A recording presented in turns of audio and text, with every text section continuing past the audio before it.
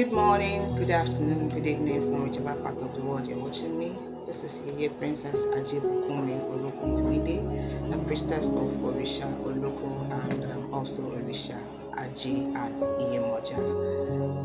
It's nice having you guys here.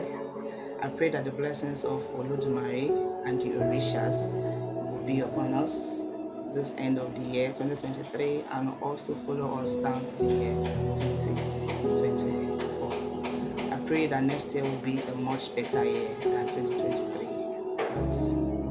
Now, I want to talk about my journey into Isese.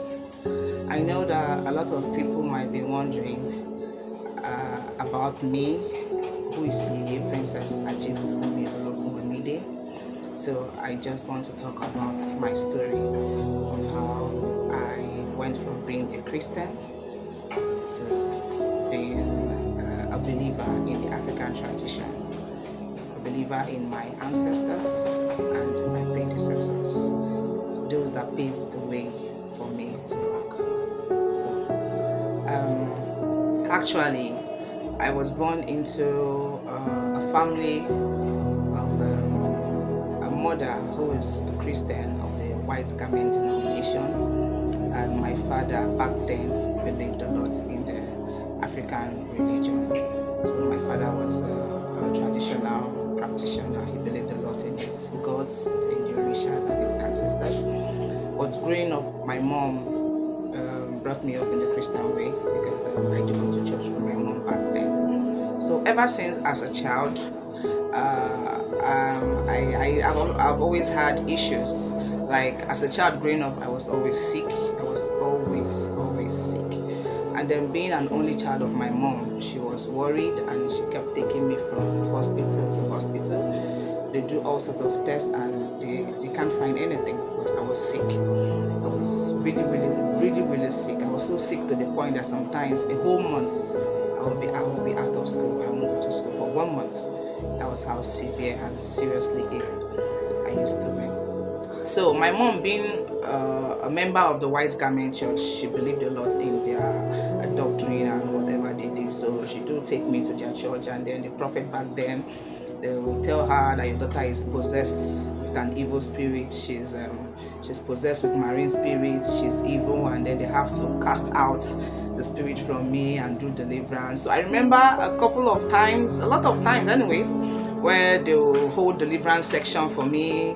They will put candle around, and then I'll have to stay in the middle of the candle and all those things. They did a lot of things anyway, a whole lot to them deliver me from the evil spirits that was worrying me. So my mom in her own way, she really tried. She really did try, and then so they kept doing all that down till I was 10, but none of it was working because it was like the more they held the deliverance section, the worse I got. So it was like they weren't getting answers to their prayers. So I remember this time, this auntie of mine, she came to my mom and said she knows where she can take her daughter to, and then they'll be able to do something. Mind you, I grew up in a place where this issue of being a water child, I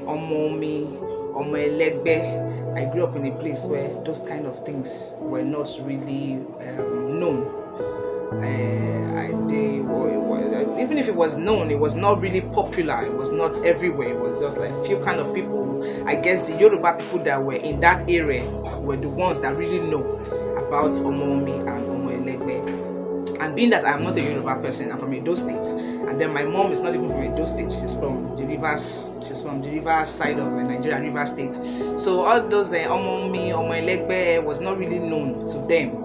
So they thought I was possessed with an evil spirit. That was what they thought, that your daughter is possessed with an evil spirit. They have to rebuke and then deliver her. So this auntie of mine came to my mom and she said, oh, she knows where she can take my mommy to, and then they will deliver me. And so they took me there. I went there. It was a man. It was not a church. It was I don't know. It was not a church anyway. It was not a church setting.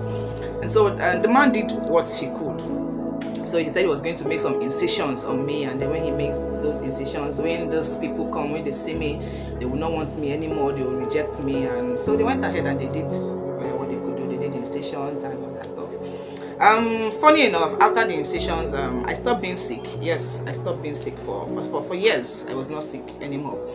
So after secondary school, I went to boarding school. Back then in boarding school, I do have dreams, weird dreams, but I was afraid of telling my mom the dreams most of the time, because I felt if I told her the dream, I would have to go back to all the things I've faced before, you know, the deliverance section held in the KNS church, and then going to that man, the incisions and all the pain, and the nights that I'll have to be awake for deliverance section, taking me to the river to do different kind of things. So I was afraid of all those things. So I couldn't tell my mom that I was having dreams. And then when I wake up in the morning, my bed would be wet as if they poured a bucket of water on my bed. Mind you, it wasn't urine, it was water. My bed would be soaked wet. So after secondary school, I went to university. I graduated from university. I pretty much had a smooth life growing up. So I guess it was what the man did that kind of gave me, created like a little distance between me and my Egbe people. Back then, I didn't know that there was anything like Egbe anyway. But I know that I stopped being sick, and then whatever spiritual issues I was having as a child that made them to be taking me from one place to the other, it just stopped. So I was happy for that. So after my graduation from the university, I went for youth service. I met my husband. I got married.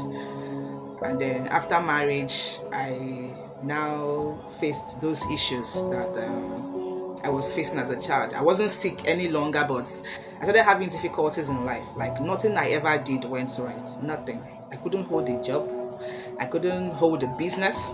Like things were just going haywire. Like things were just going from bad to worse for me after I got married and started having kids.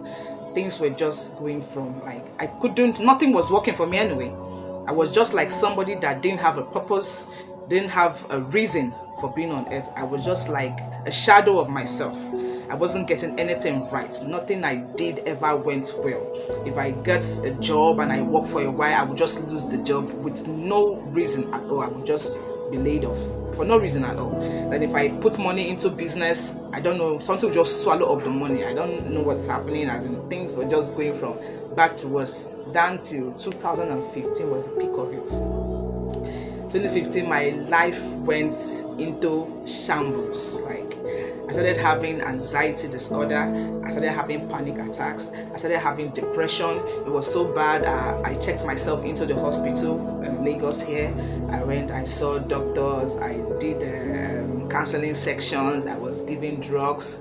But the more I took those drugs, I wasn't getting the desired, like what's the reason of taking those drugs? Just to be okay. I wasn't getting it. I was having mental health issues, serious mental health issues. Like I was going from bad to worse. You know, it was getting worse. It was getting really, really worse. I wasn't getting the desired result that I wanted. So that was how I was going until I met a friend of mine, and then along the line of talking, and then I just like, this is what is happening to me. I'm having these issues. And sometimes I will just stand and then I'll be talking to myself. But I'm seeing people that I'm talking to, but people that are standing with me are not seeing what I'm seeing. So they feel like something is wrong with her. Why is she soliloquizing? She's talking to herself. What's wrong with her? It was that bad. So upon meeting this lady friend of mine, and then we got talking, and I said, see, this is what I'm going through. I think I have issues. I don't know what's happening to me. Like nothing is working. Whatever people are doing and they are making progress, they are succeeding there. Once I go into that thing, all I see there is failure. It's like I'm just wasting my time. Nothing works for me. Nothing is going on in my life. Like I'm at a standstill. It's like I just stand at the point and then I keep turning. Shemo. Because of pé èèyàn lọ síwájú, èèyàn lọ sẹ́yìn, kéèyàn dúró sójú kan kó máa pòyì. My life was at a standstill. And people that I know that back then in school, I were in the same class, were in the same set, they were doing way better than myself. So when I think of all those things, I sometimes I do cry, like what is going on? What did I do wrong? As in, what am I not getting? What is it that I'm supposed to do that I am not doing, that's making my life to be the way it is. So upon meeting this lady friend of mine, and then I talked to her and I said, this is what I'm going through. I'm having issues. I don't know. Anything I lay my hands upon is not working. I don't know what is going on. So this lady friend of mine now said, probably because I'm not a Yoruba person.